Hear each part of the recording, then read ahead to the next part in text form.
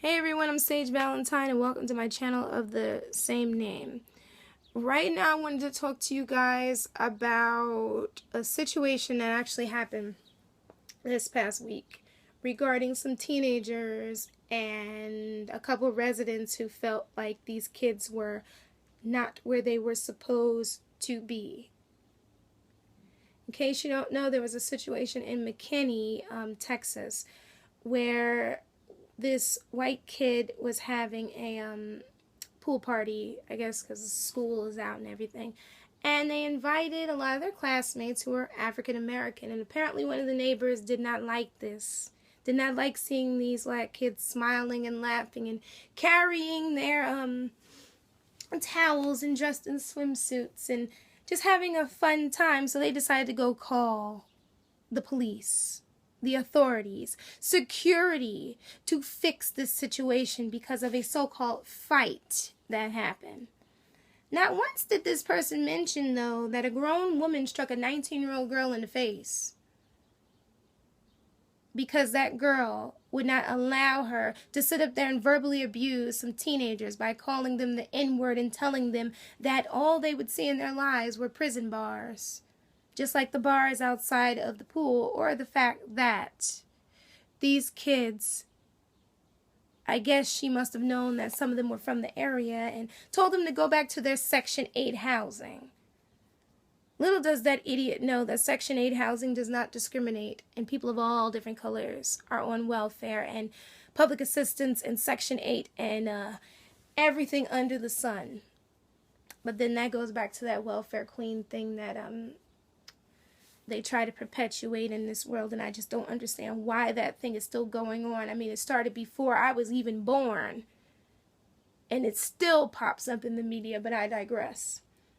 No, that person decided to just say that there was a fight going on, that the kids were acting rowdy, when I didn't see anything torn up in that area at all. Beautiful manicured grounds. I didn't see anything. And then this crazy cop, tuck and rolling, acting a fool, decides that he wants to react before finding out what's going on. I guess going by said person who spoke to the dispatcher and told whatever fabricated lie they could think of, because now is the time to call the cops and make up whatever lie you want to make. Play Chicken Little, but like Chicken Little, when he asked for help,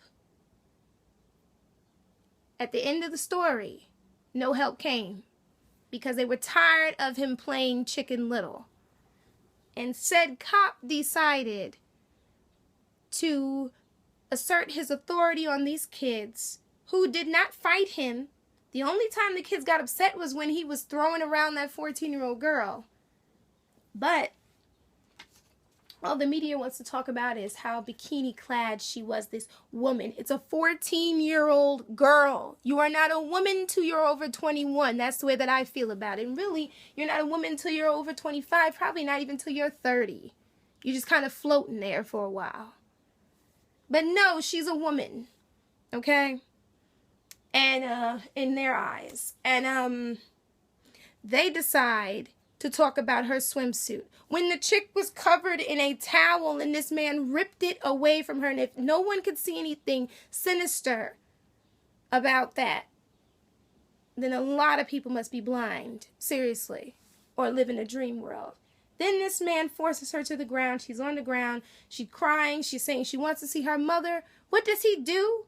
Never mind the man with the big belly standing behind her. Who the hell is this random guy? What is he, a man who wanted to be a cop? Sounds familiar? Or someone who has special privileges? Sound familiar? Couldn't even really see what the hell he was doing. And then said crazy cop decides to grab this girl up off the ground, pull her by her hair. Mind you, her hair was braided. So if you pull the wrong way with braids, they will come out and take your hair with it. Rip right out of your head. Pull her, slam her to the ground, told her stay down, pushed her face into the ground, and then decides he wants to sit on her back. If you could not see anything sinister in that, I can't help you at all. More importantly,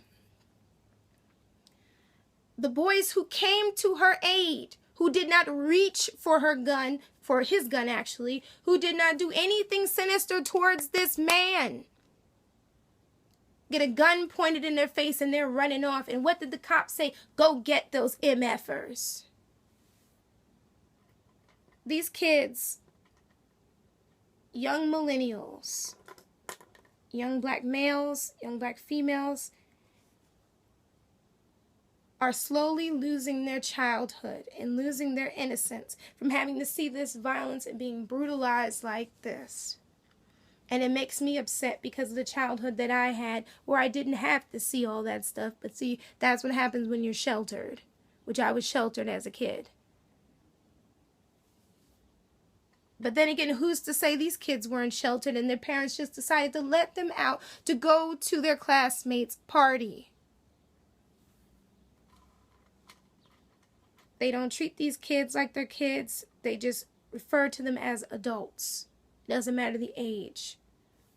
You got people online thinking it's justifiable what's going on to people in this country right now, but particularly what is happening to these little kids. Normally I wouldn't do a video like this. I would just like vent to myself or go on Tumblr and just be pissed off, but I felt the need to do a video because I was watching The View earlier today, and one of the commentators, I think her name was Nicole Wallace, who I try to give her the benefit of the doubt because she's new, but when she got on there and they were talking about this situation and she said that this cop was having a bad day, I completely rolled my eyes. I've seen bad days, okay? But what Nicole Wallace doesn't realize is that little girl has quite a few bad days to come from what happened last Friday. So you guys take care. I'm Sage Valentine. Don't forget to rate this video, comment, subscribe to my brand of Craze Me. Hit me up on Twitter and Google+. Bye, guys. Bye.